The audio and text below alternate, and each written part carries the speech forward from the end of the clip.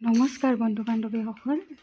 আজি ডুগুৰ দেউতাকে মাংস আনিছিলে, তাকে ভাবিলোঁ ওৱান পট মিল এটাকে বনাই থওঁ। ইমান গৰমত আৰু বনাই থাকিব ভালো নালাগে। ভাজি মাংস ভাত বহুতকেইটা বনাব মন নাযায়, সেইকাৰণে মই ৰেচিপিটো লিখি দিছোঁ, আপোনালোকে চাই ল'ব। আজি মোৰ এটা কথা মনলৈ আহি আছে, সেয়া আপোনালোকৰ লগত শ্বেয়াৰ কৰিলোঁ। এই যে আমিবোৰ ঘৰত খিকিন্দালি কৰি ফুৰা, আমিবোৰ আমাৰ যে মাহঁতে কৈছিলে ইমান খিকিন্দালি কৰি কিয়নো থাক, এনেকুৱা কিয় কৰা তেনেকুৱা কিয় কৰা।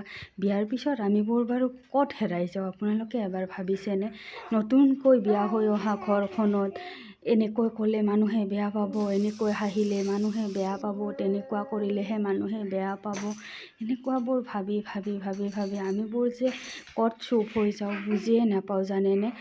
আৰু নানান ধৰণৰ কথা দেচোন, তাৰ ভিতৰতো আমাৰ যেনিবা কিমান ভুল হয়, আমি আমাৰ পৰা কিমান ৰিলেশ্যন আমি হেৰুৱাই পেলাওঁ।